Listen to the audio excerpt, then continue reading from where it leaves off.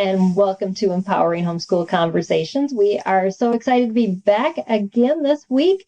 This is a broadcast put on by SPED Homeschool. We are a nonprofit, and our purpose is to empower parents to homeschool children with special educational needs. And so every month we focus on a different topic, and then we have special guests join us who have expertise in that area. And this month we're starting a new topic of teaching multiple learners. And that's a question oftentimes every homeschooling group, expert, parent, another parent gets a question about. It's like, how do you actually teach a 3-year-old, a 5-year-old, a 7-year-old, maybe even older, and age gaps in between, because it's not something that we see happen in the school system, but homeschoolers do it all the time. And so it is possible. And so tonight we're going to be talking about teaching multiple learners using experiential education. And I'm so excited to introduce you to Suni Torres. Welcome, Suni. I'm so glad to have you with us tonight. Thank you. It's a pleasure and an honor for sure. Yeah, I got to meet Suni about a month ago. We were on a panel together, and I thought, I got to have this lady on this broadcast because she has a lot of really good information to share. And you have kids with a really wide age gap. And I think that was the thing that made me think that this probably was a good month to have you on. So I would just love, after I introduce our sponsor, I'm going to ask you a question just so that our viewers can get to know you. But I want to first start out by thanking Bookshark for sponsoring this episode of Empowering Homeschool Conversations. And you'll hear more about them about midway through our broadcast. But if you want to learn more right away, you can visit them at bookshark.com. So Suni, as we're kind of getting started, I would just love you to tell our audience a little bit about your homeschooling journey and your family and your kids, and then a little bit about experiential education, because maybe that's a new word that a lot of our parents haven't heard. So I'm just going to leave that in your hands. I know you can handle this.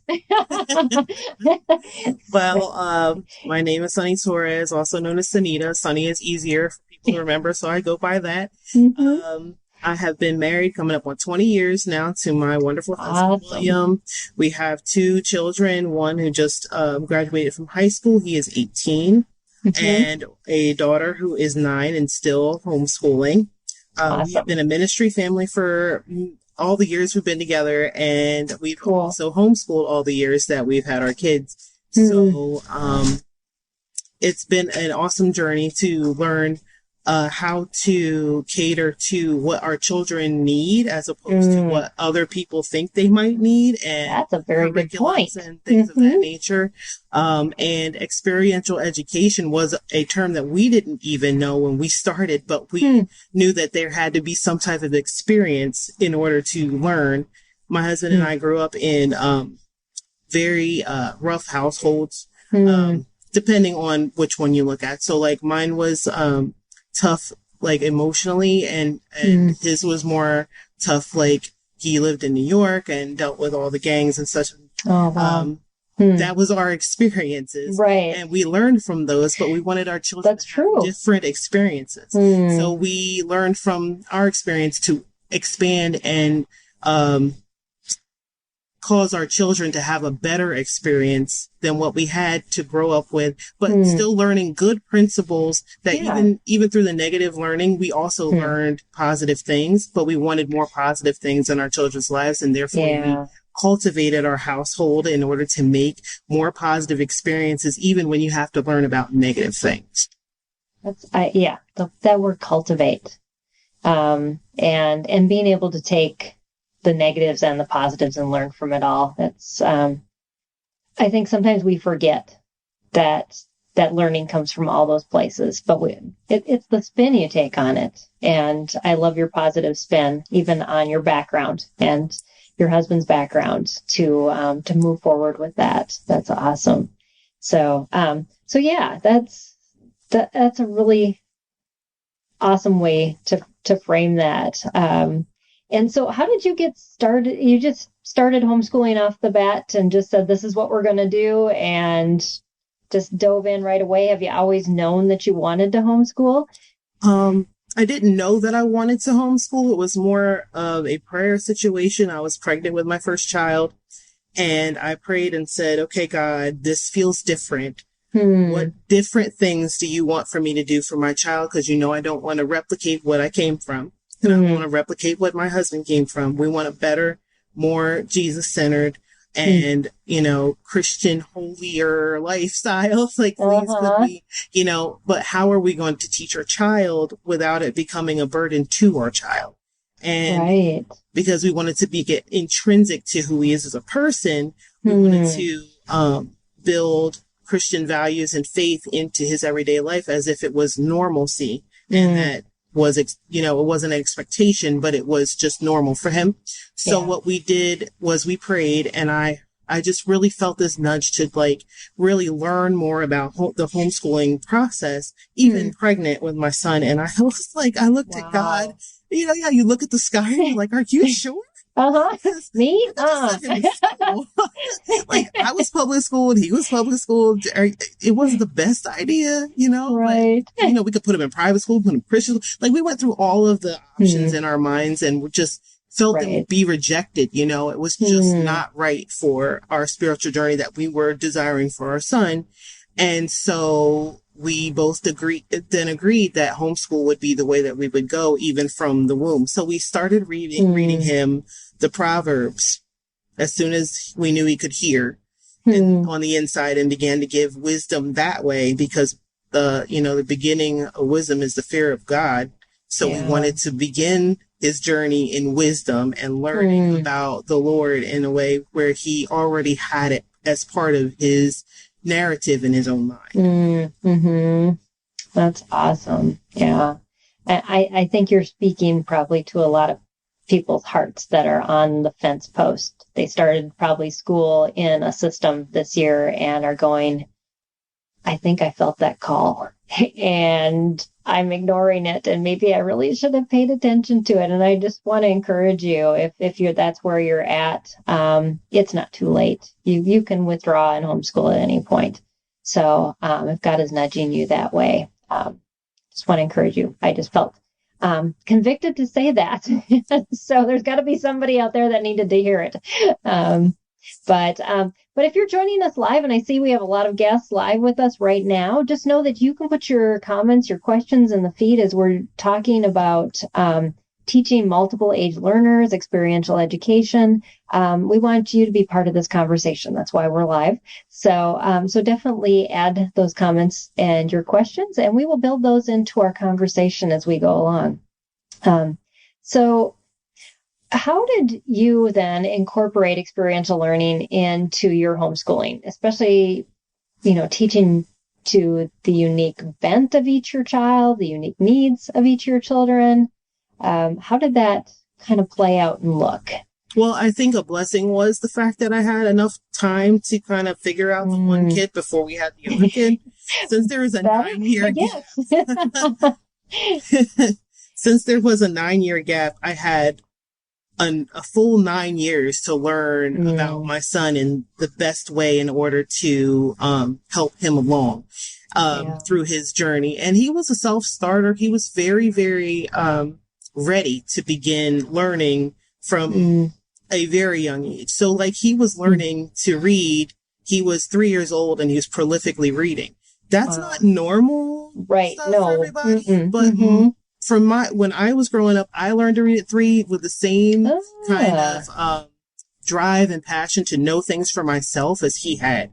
So he learned how to read at 3 so he would be able to know stuff for himself because he didn't want to wait for anybody to tell him. And that I kind of became, okay, well, now that can become a strong-willed child too. Yes. Let me tell you, I read that book while I was pregnant because God warned me ahead of time. Oh, yeah. Read The Strong-Willed Child because you're going to need it. And I was like, I'm afraid.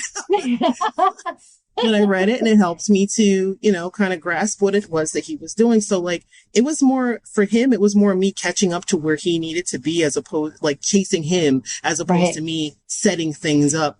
And very few times during the course of his first 9 years did I have to like jump in and say, here's a thing to do. Here's a thing to do. He'd always come up with a new idea. So like he learned about Minecraft. He learned about all kinds of stuff that he really became passionate about.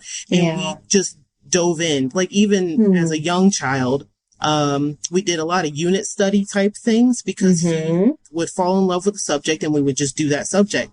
So we'd incorporate everything into that subject. So like he fell in love with penguins. So we watched penguin shows and we'd say, how many penguins do you think there are in that little area over there? Well, if there's that many over there and there's this big of an area, how many do you think are totally in this area? And then a lot of times, like, we might pause the video and see if we're right, or, we do things like, so that was like penguin math. And then penguin science is easy because you just learn about the life cycle of the penguin and how they, adapt and, different types of penguin. That was the easy thing to do because it was like, he was already interested, so we just dove in full. Yeah. So then as time went on, we just continued in that realm, and I did not push him to finish a thing faster than he was ready. So when he was done absorbing everything he needed, he would put that thing down and find something else. And in the meantime, while he was figuring those things out, I would give him like dollar store little books to do, like the little dollar store workbooks, because he got bored very quickly. So I said, well, if you're bored and we're in the car or something, see how much of this you think you can do. See how much, let's see what you know. Challenge. Love it. And then a lot of times he would finish the book before we'd get home. But it wouldn't matter because he'd be like, I'm done. Where's another one? Or I want to do something else. And he'd go to his Legos or whatever. So those first 9 years were really great. And it was nice to have those types of things that were available right at our fingertips and very easily. Right. So then we also used our own like experiences to teach. So anything that we had learned that we wanted to kind of give our children, we would do that. Like my husband was really great at mechanics, so he would take the boy out. Hey, let's go outside and just kind of like let's figure out how this goes or how that goes. And that kind of spurred him to thinking about other things. Like he got into welding and he got ideas about other things based on what we were doing just in life. And then I made everything an adventure. So like when we went to the post office, it's now a field trip. Right. Here's the field trip. Let's go and do this. And let's, how much do you think the stamps cost? Can we count how much money there is? How much do I need if I want this many? What do you think the postmaster does in the back? What's the name of this person? Things of that nature. And everything would become like a learning experience. We'd visit the store. We'd do the store math. Everything was an experience to him so that he was able to like see how the brain really works based on the way that life worked.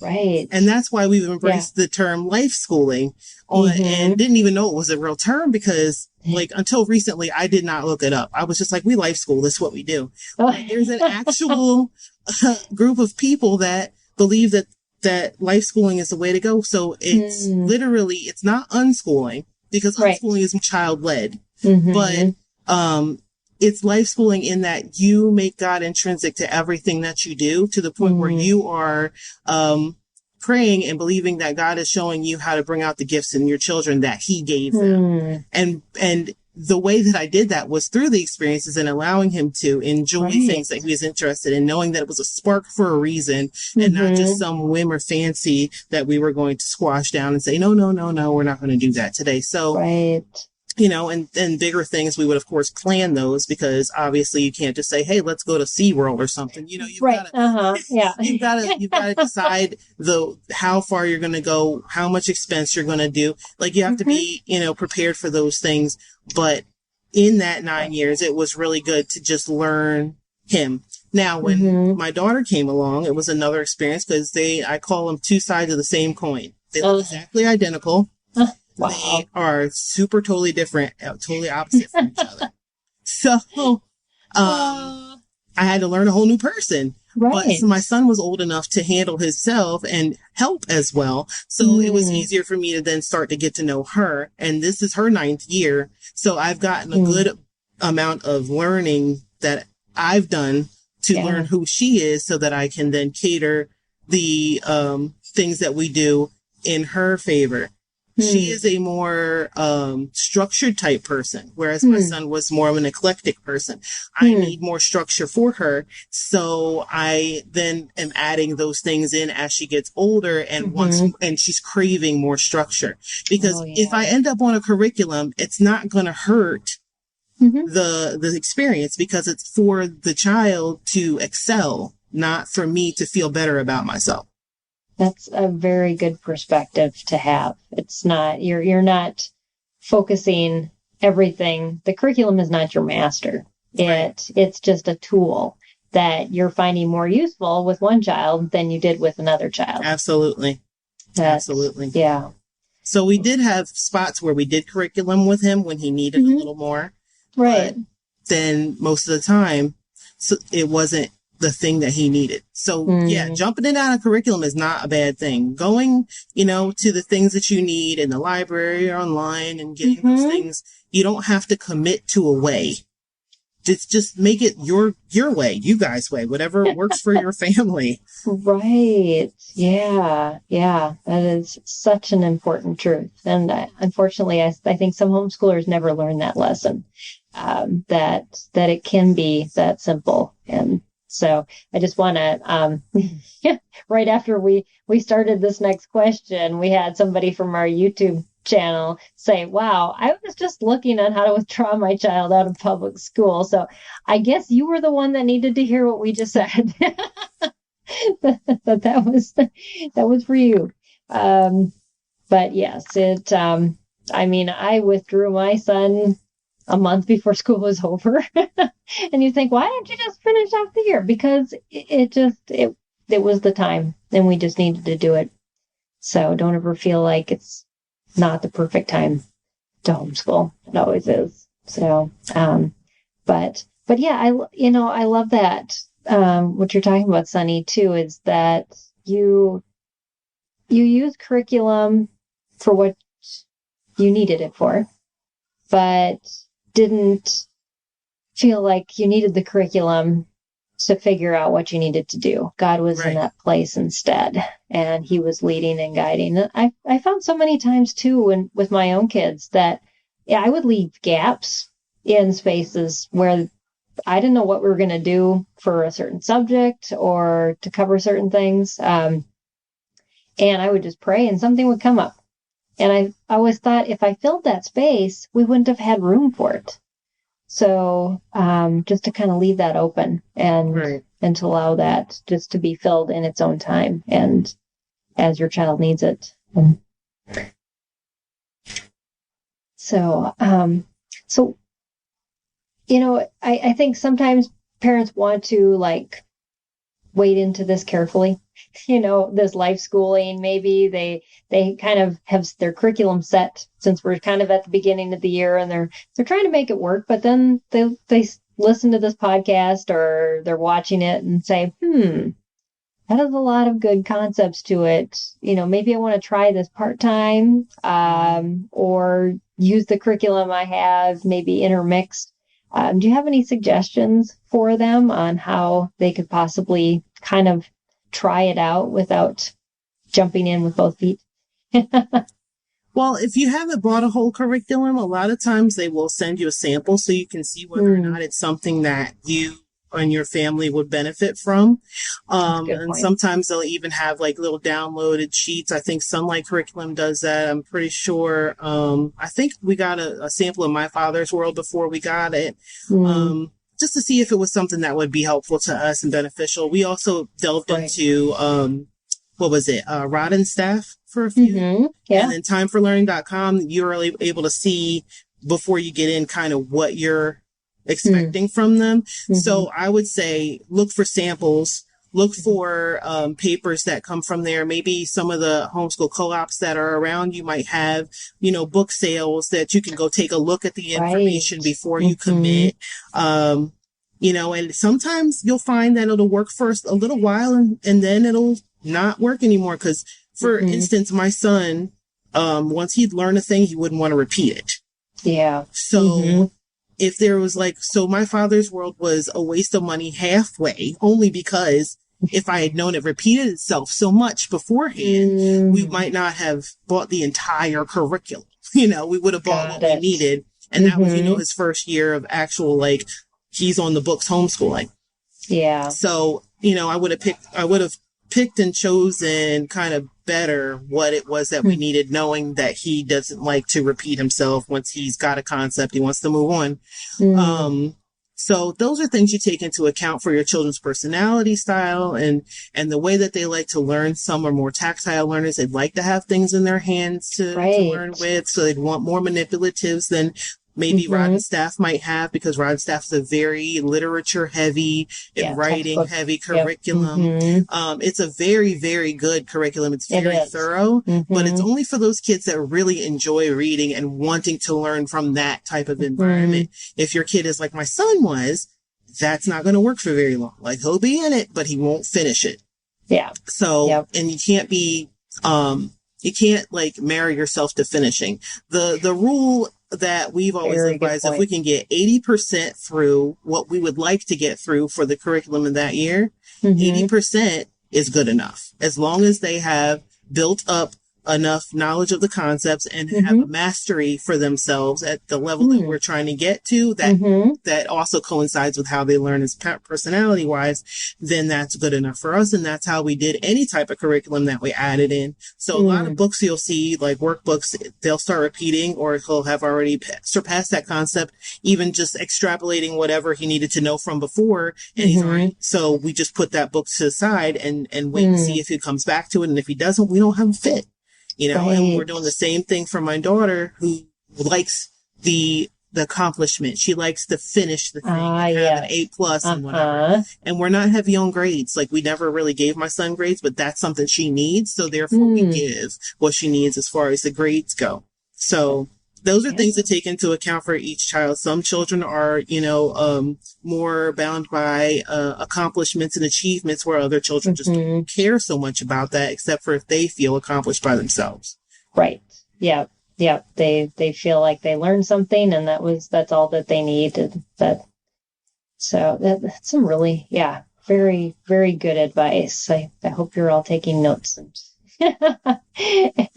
Because, in schools, as I've heard from people who have taught in schools, if they finish 80% of the book, they're happy. We think as homeschoolers, we failed our children if we haven't finished the book 100%. And very rarely do even the schools, private or public schools, finish books. Right. That it's just, there's other things that are more important, and so much our kids learn is not out of a book that they remember and that they utilize in years to come. So right. And I'd like to say also, if you're learning something experientially and can back it up with a book, do that. Because if you're already in it, for instance, if you have your child outside doing mechanics, you can then pull in the book that shows all of the mechanical insides and the diagrams and things of that nature, so that it also brings together that, yes, there are things you can learn from books, and when you need that information, you can look it up that way, and also to look it up on the internet and show them how to search things. That's one of the most important things I taught my kids that I feel like they really flashed onto, was to learn how to learn for themselves in that way. So they didn't have to ask me all the time, because I don't know every answer, but I'm willing to learn along with you. So let's both learn together by asking the questions and finding those things out. Yeah. Yeah. I think we do get caught in that trap. And, I know you've talked a little bit about unit studies, and coming out tomorrow, we're going to have a new blog on our website with, I think, about close to 50 different subjects you can teach with multiple learners. just something, a list you could take or pick from, and then a guide that we link to on how to write your own unit study. And you could go to the library and your curriculum would be right there. You just go off of the subject that your kids are interested in and do that. So have you ever, there's a large gap with your children, but I'm assuming with unit studies, you have done one subject at both the age level of your older child and your younger child. What did that look like in your house? Studies are a huge part of that. I think that because both kids can kind of enhance their learning based on where they are in their mindset. So like, for instance, continuing with penguins, right? Mm-hmm. My son might be interested in the anatomy and the physiology and all those things, but my daughter might be more interested in how many types of penguins are there. Now you've engaged, he's already studied these things. So guess who's teaching who? Now he's telling her what he learned, and then she can tell him her ideas. Then they can collaborate together on those ideas and learn more together, which I really love watching because it's where you kind of get to step back and watch your kids work, So like, they might get an idea to maybe build a Lego set based on whatever that idea was that they just had. Well, now they're working together and it doesn't matter the age difference. She's now learning what he already knew. She's now expanding her horizons and maybe even giving him an idea or an opportunity to think differently about something. Because again, they are different people with different personalities and thought processes. And one is not going to think the exact same as the other one. She might ask a question that he never thought to get an answer to. Right. So exactly. In that model, you're able to watch your kids kind of teach each other and then bring you in when they both might not know the answer. And then it becomes a more of a symbiotic type of education as opposed to I have to stand here and teach you. Now it's become a life experience that we have together. Right. Yeah. And research shows that we learn through relationships. We don't learn by having information thrown at us. You have to interact with it. And the only way you can interact with it is with other people. And so, it's such a benefit. And I think that we avoid that benefit out of fear that, well, the older child's not going to learn anything, or the younger child won't understand it. I mean, that's oftentimes those responses that you hear from families that kind of avoid that intermixing, that they want to have a whole set of curriculum at this level for one child and a whole set of curriculum.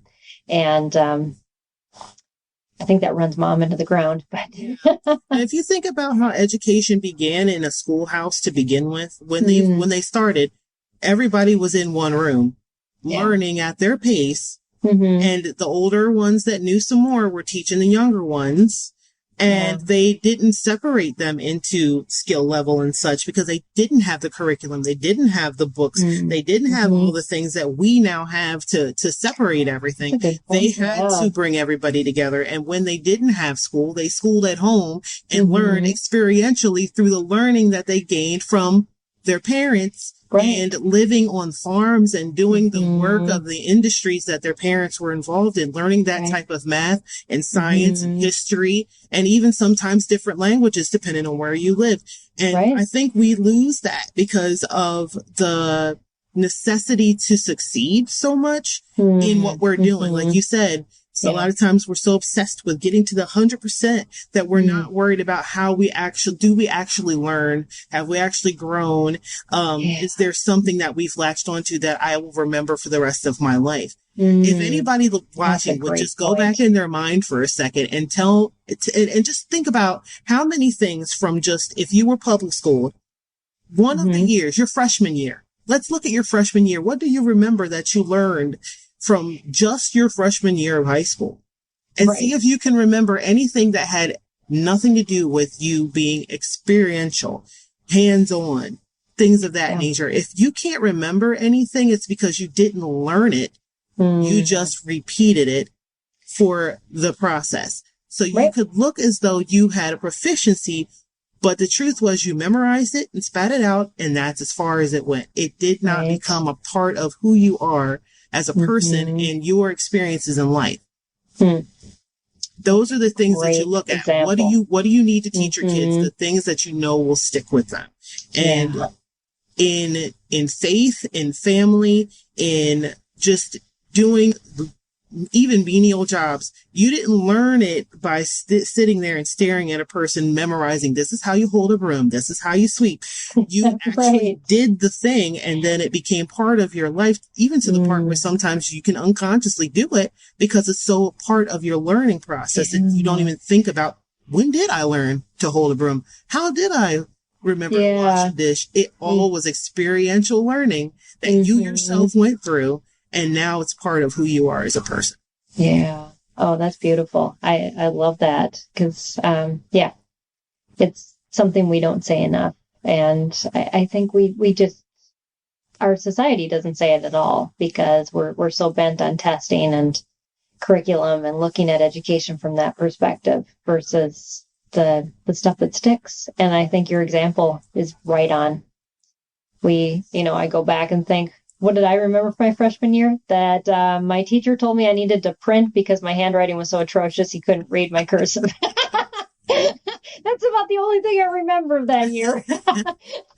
My favorite memories are art, drama, and music.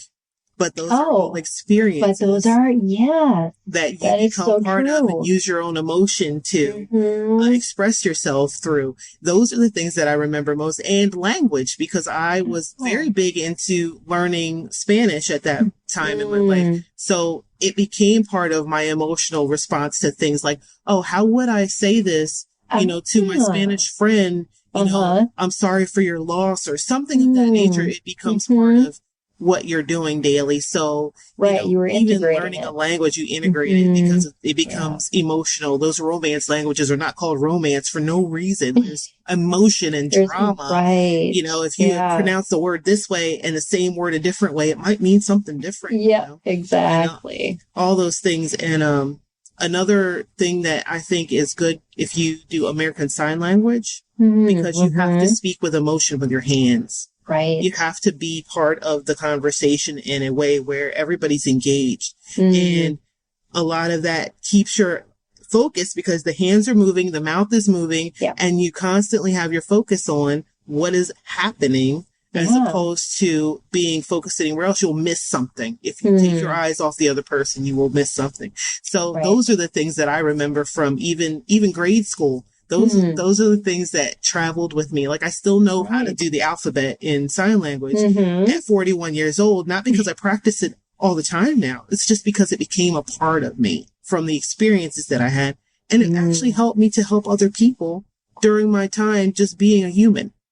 It's been, like I worked at a convenience store where a woman couldn't speak and she could not express herself because she only knew sign language and she didn't think anybody else around her knew. So she's trying to express herself on a piece of paper and she was in trouble. I was able to work with her and spell out different things, act them out. And even though I wasn't prolific, we still got the point across to each other and I was able to help her. But if I had never had the experience to do so as a child, it would never have stayed with me to be able to be part of that experience growing up. Those are the testimonies you want to hear. When somebody says that they've, learned a thing, okay, show me. Show me. Yeah, exactly. Yeah. We had a new intern that started today and part of, just getting his email set up and other things. I'm like, okay, so you're going to take a quiz at the end of these, but then you have an activity. You actually have to email me from your new account because that experience will tell me if you actually learned it versus you taking the quiz. Right. The quiz was just to remind you. That you were supposed to email me. Right. So, so true. Well, we are over halfway through already, so I'm going to take a quick break. Let Suni pop off for a while, and we're going to hear from our sponsor, and then we're going to continue this conversation. So, so definitely stay tuned, and I'll see you in a second, Suni. But we are going to hear from our sponsors, Bookshark, and I'm going to bring up this. And one more thing, if you're listening on the podcast, I apologize for a little bit of back and forth here. But thank you, Bookshark, for sponsoring this episode of Empowering Conversations. I'm going to read the little bit that they have to share with you. Bookshark was the best thing I've done for myself and my kids. That's what Dana said. Tracy says, I definitely regret not starting Bookshark sooner. It has been such a great fit for our family. Well, we at Sped Homeschool agree. We have heard from many families that they love Bookshark. Wondering how you can jump onto this Bookshark wagon? Start by heading to bookshark.com. On the Bookshark website, you can request a free print catalog, download samples, and see scope and sequence charts that's taught at each level. And there's also a blog at bookshark.com/blog with hundreds of articles written by dozens of authors. The Bookshark site also has so much free information about how to teach your kids, whether you use Bookshark or not. So hear that. You can just check out their sites even if you don't use them. And another example is you can get a free unit study. We were just talking about unit studies, and try out the Bookshark way of literature-based learning at bookshark.com/freebies. The new unit study for 2021 is about volcanoes. So let me share just 2 more quotes. Jill says, we switched to Bookshark Language Arts this year. This was the best decision ever. We love how everything ties together. I can tell you how grateful I am for Bookshark. We're looking forward to adding more subjects next year. And Catherine says, pulling my kids out of public school and getting Bookshark's full program saved our sanity. It was the best parenting decision we have made. We're so much happier now versus the kids staring lifelessly at screens all day. And open to go component and high quality literature for science, history, and language arts is amazing. Well, see if Bookshark is a good fit for your family as it was for these moms. Just visit bookshark.com to get that free catalog and then add the /freebie to get that free unit study. So I really do encourage you to do that and see if this is just a really good fit for your family. As we were talking about earlier with Suni, you can use some of these things for just the short term in between, and with those freebies, that's a good way to try it out. So welcome back, Suni. Glad to have you with us again, and just to continue this conversation. It's been so good. You're speaking the truth, lady, and I love it. So, but yeah, I think we talk so much about methods instead of just following our kids and who they are and discovering who they are and taking that time to learn that and just invite them into life with us. As you were talking about this life schooling approach and learning through experiences, we want to program so much of life, and yet the best lessons are sometimes just right in front of us, aren't they? Absolutely. For instance, when I know that a lot of people maybe on here also have special learners, yes, that they're having maybe difficulty figuring out how to add them into certain aspects of life and things because they might not respond the same way as other learners. And I would say still the same, meet them where they are and bring them in as you can, as much as they can handle, and do it that way. I know Lorelei, who was the host of the last one, she's really good at that. I've seen her do it. Her kids were an inspiration to me. I love talking to her son. From day one, she's like, I'm sorry if he, overspoke. Or I was like, dude, I love that he can latch on to history the way he has and just tell me everything. I learned stuff that I've never heard before from this teenager because he is so in love with this certain part of history that he just felt the need to expound. And he was just happy to have somebody listen to him. A lot of times it's just us being able to have the patience to listen to what they're saying. So true. And allowing them that space. My son and my daughter both have different types of dyslexia. And my son is a storyteller. When he gets to the part where he wants to tell a story, it might take him 45 minutes, especially when he was little and very, very talkative. Oh, yeah. But I'll tell you, one of the best times I had with him was we were laying in my bed and I just woken up and he had a story he had to tell me. Oh, wow. And he was about 7 and he just had the story burning in his soul. And I said, oh, honey, what? And I'm so tired. It's like, he's like, I have to tell you the story. And he starts telling me the story about this alien invasion that he had a dream about. And I'm telling you the story for 45 minutes long, but it was an experiential story because we had taught him some basic sign language growing up because he was very upset about not being able to communicate right away. And this is like before kids form sentences. He was annoyed that he couldn't do it. Wow. So we learned basic sign language with him so he could express himself enough that he wouldn't have the anger for not being able to express himself. Right. And then as he got his words about him, which is why he taught himself to read by 3 so he could have all the words he needed. By 7, he was a prolific storyteller.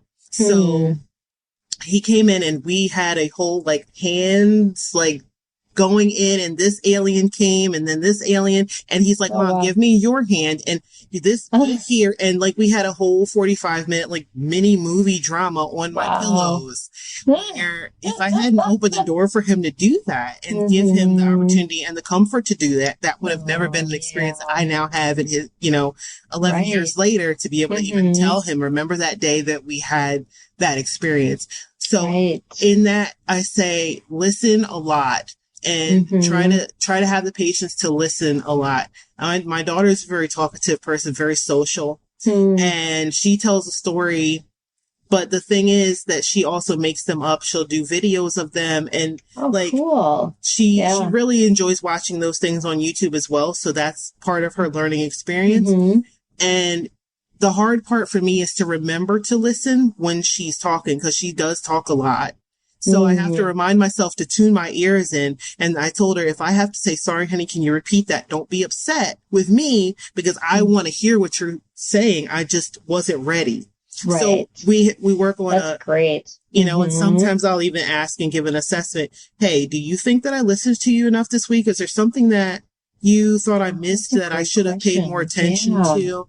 And that I think works well with any kid, especially one that needs more time to express their feelings and maybe in a different way through art or something like that. I have a friend who also has 2 little girls with autism. There are 2 different parts of the spectrum, and part of one of the children who's higher on the spectrum than the other was she used art to tell her stories. So instead of getting angry that she used up all the paper, her mom would give her more paper and more crayons and more markers so that she's able to tell how she feels and what she sees and how she sees the world through her artwork.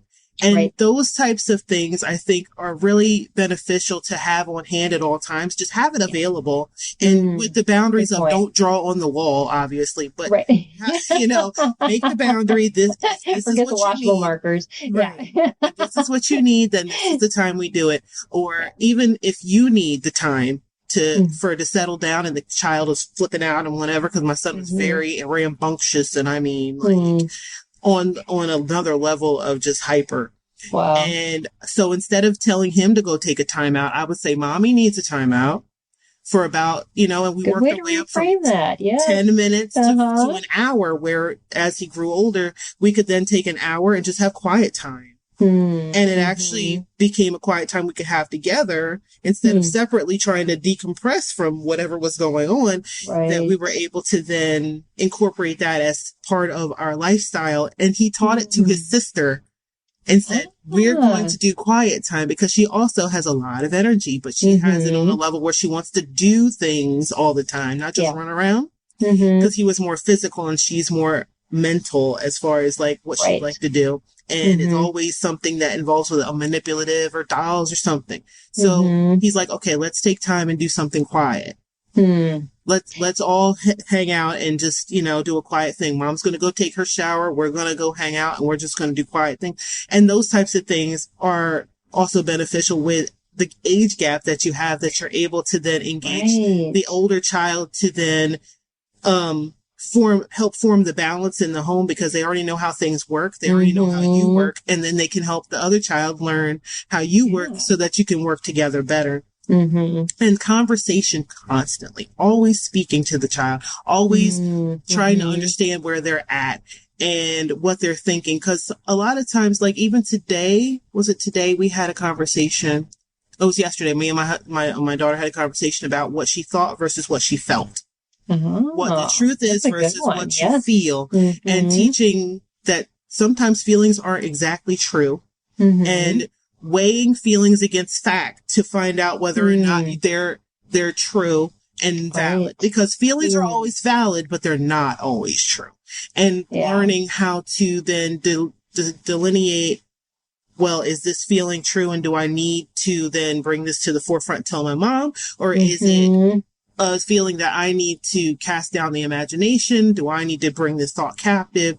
Those types of things, so that I can speak truth to myself in the process, and then get some backup from mom if necessary to make sure that this thing is true, or my big brother or my dad, and make sure that this is true. And if this feeling is valid and true, I want to address it. Yeah. And let's deal with that together, as opposed to bottling and hiding or not feeling expressive, ability to express to each person in the house.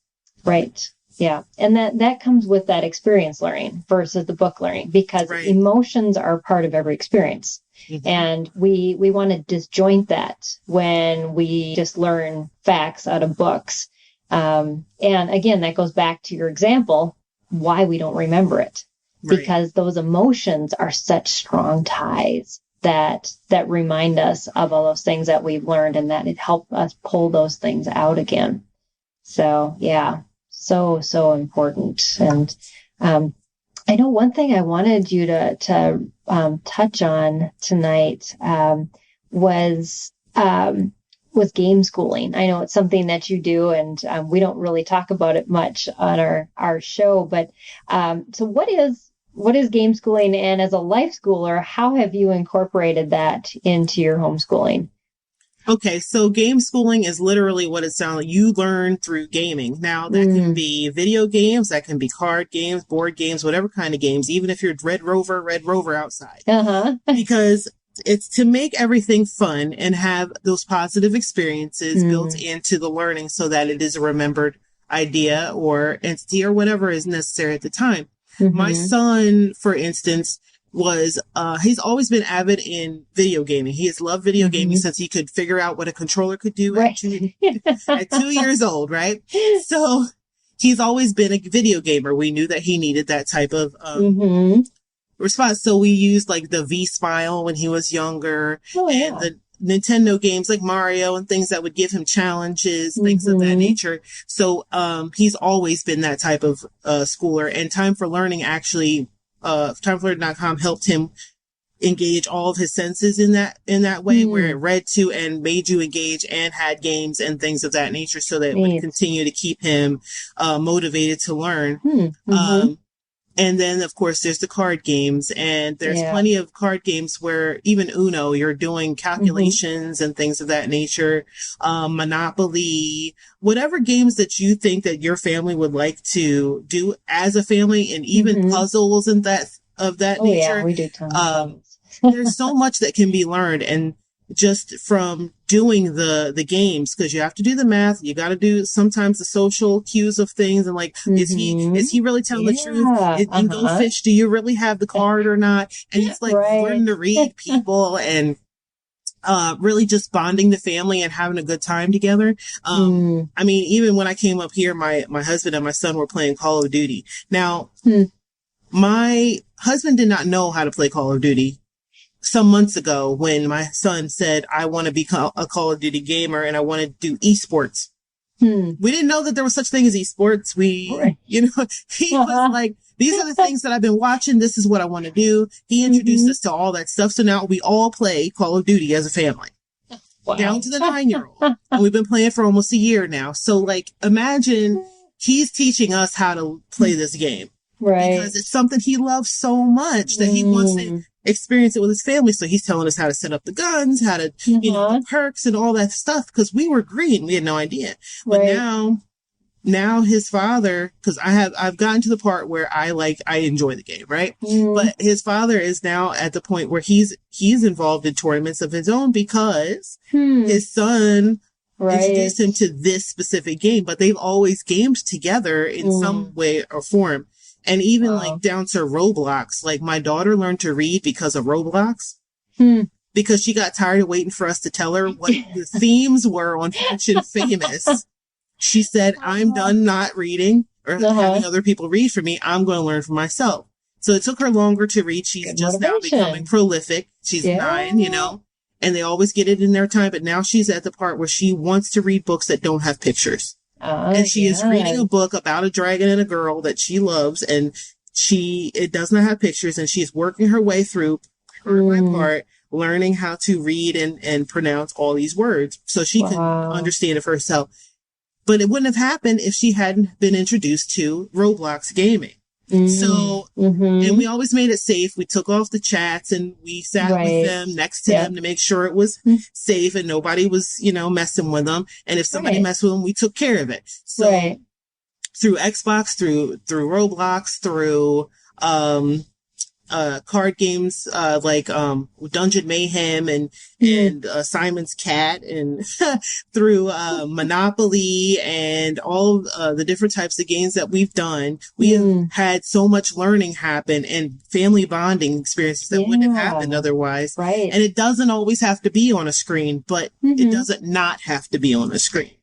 That's a really good point. Because I think you have segments of homeschoolers that are like, you know, no TV, no, you know, all of this. And I mean, that's good to a certain point, but you are going to have kids that are going to function in this world. And I really want to point this out, what Suni was talking about with, you know, handling those situations with your kids there. That is what truly teaches them how to rightly respond to poor conversations, but people trying to bring them into places that they shouldn't go online versus keeping them away from that. Again, it's back to that lifestyle of learning, that education, that when you walk side by side with them, and that is so biblical too, that they learn right and wrong as they experience it.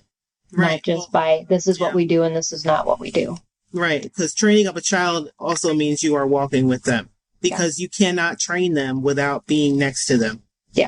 They're not like a puppy that you can say sit, stand, roll over. It's a person that you have to have alongside you. And so many times, even in the Bible, it says, teach these to your children, right? You know, write them on your walls and talk about them as you sit in your homes. And it's all about experiencing it together, which is exactly what we need to do as families, whether we believe in Jesus or not. It's a thing that we need to do to have healthy families. So it doesn't, you don't have to be a Christian homeschooler, have to identify as anything, but you, as a family, whatever that family looks like, if you can sit down together and just converse and share life together and even hopes, dreams, and say sorry to each other when necessary, and, you know, forgive each other, and whatever has to happen to cause the family to constantly become closer. That's when real, true learning happens and continues to change a person and make them to continue to want to learn as time goes on. They don't have to think about whether or not they hate learning or love it, because it's just who they are. Yeah, that's powerful too. And they take that into their life without even thinking about it. It's just, this is what we do. This is how we live. This is the right thing to do. And it feels right. It's not like something that they say, okay, I'm done with school, I'm going to check the books and now I'm free. Because even while I've been away from home for over a week now, my husband's like, our middle son's been in the kitchen. He's been making some new concoctions. He makes his own sodas. But he feels better when I'm not there, because he's like, oh yeah, I can take over the whole kitchen without mom here.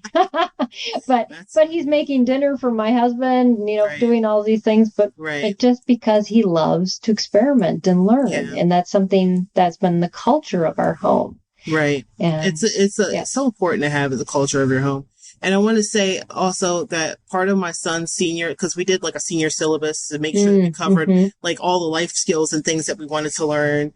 with him and grow with him. So we made like an assessment for ourselves of what those things look like. And I said, I want you to write, because he is a writer, you know, I want you to write out, how game schooling changed your life, good or bad. I just want to see it. Yeah. And to waylay any fears about game schooling, I want you to know that my 18-year-old son wrote that he would not have learned leadership skills, working together, social skills as any better in the world if he had not had games as his buffer, because he was a super introvert and he wasn't comfortable in one-on-one spaces or with great gangs of people around him. It actually caused him to be more comfortable stepping out of those zones where he didn't have the comfort before. And then it spurred him to being able to be a leader in the church, a peer leader for the only homeschool peer leader for the kids that were his age in our home church's youth group. He became a teacher for the little kids. He had his own pod of little children at the church, and he also volunteered to help others when necessary to do things at their homes, elderly people if they needed it, anybody need help, he would be there. So that only happened, and he said it himself with his own words, that only happened because of the experiences that he had, gaining the knowledge that he needed in order to become better at life and interaction with people through gaming. He would have never done all of those things if it hadn't been for that. Even the public speaking and down to becoming the president of 4-H for a year, those things came from game schooling, from the interactions he had with people online in a safe environment, the ability to see what's safe and what's not, and to comprehend how to protect himself, helps him to do those things in real life. So anybody that's on the fence about it, take a look at it a different way. See how it can really benefit your kids. He even had forums where he was the former of the forum, like he was the leader of the forums, and he'd have people come from different games, and he would be able to lead them on expeditions and journeys through these different gaming settings that he would have never done before. But he said, I know I can lead them to victory in this game, so let's do it. Oh, wow.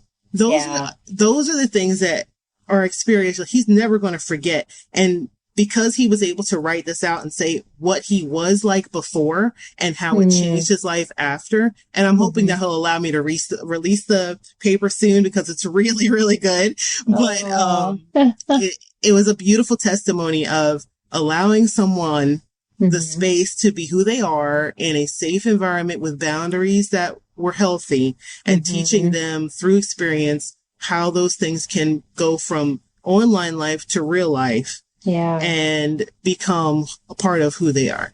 Yeah.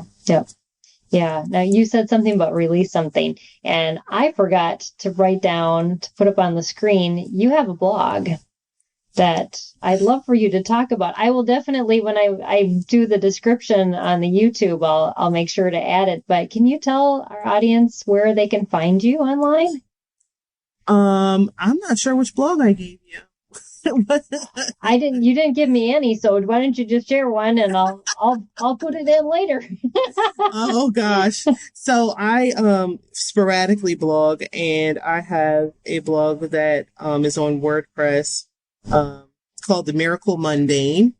And in that blog I share the things in life that seem very unrelated to maybe faith or family or learning experiences. And in that place is where I show how those things come together for me as an experiential learner myself. Oh, that's cool.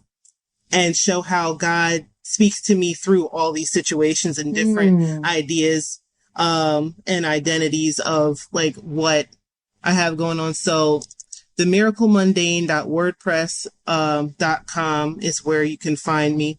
And it's got a big picture that I took one time of the grass with the cobwebs, that come on, that the spiders do at night. And then in the morning, there was this fresh dew, and it just was so beautiful to me. So that's the picture that you come up with in The Miracle Mundane.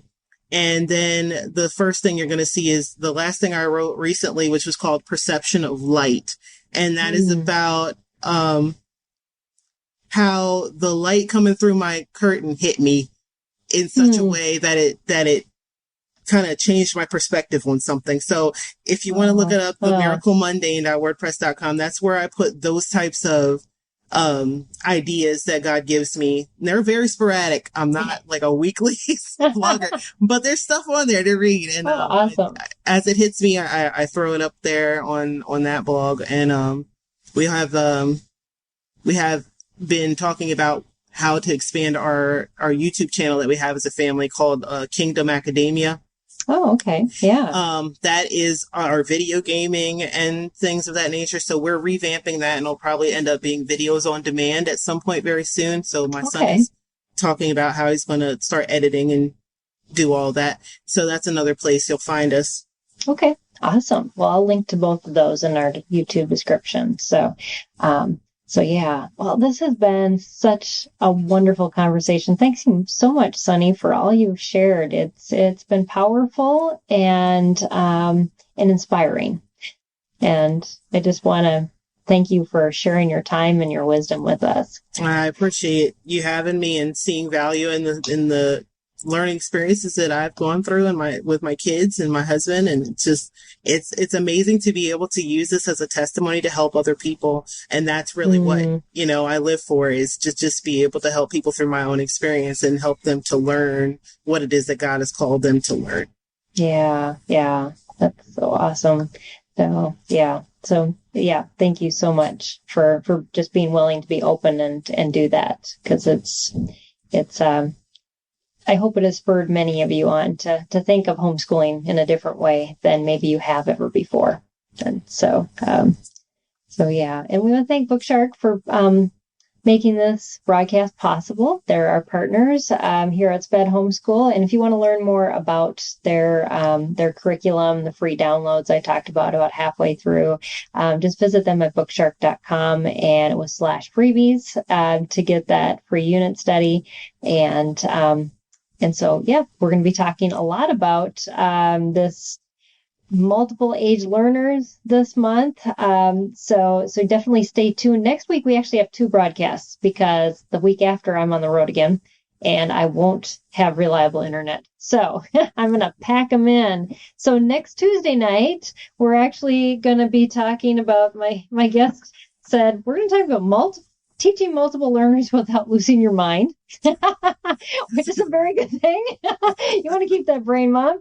And then the next afternoon, so Wednesday afternoon, we're going to be talking about optimizing your morning time, which our kids always learn best in the morning. So how do you make best use of that time to get in when their brains are working their best? So we're going to talk with another guest about that. So you'll want to make sure to join us for both of those. And if you listen to the podcast, they will come out on subsequent Sundays. They won't be coming out just right after one another. But that's all what's coming up as we continue this month's subject of teaching multiple age learners or leveled learners all at the same time. So Suni, you did a great job kicking us off.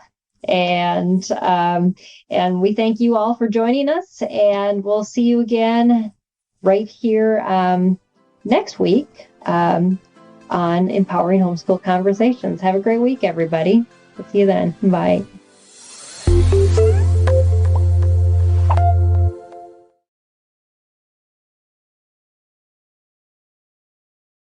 Have you ever attempted to read the entire Bible? Did you do it, or did you only make it part way? I'm John Stange, and I host a podcast that will make it possible for you to make it through the entire Bible, one chapter at a time. I've been hosting the Chapter a Day audio Bible podcast since 2015, and every single day of the week, I read one chapter of Scripture, then follow that up with a time of prayer. And if you're looking for daily insights and inspiration directly from God's Word, I hope you'll give the Chapter a Day audio Bible a listen. You can find it at lifeaudio.com or on your favorite podcasting app.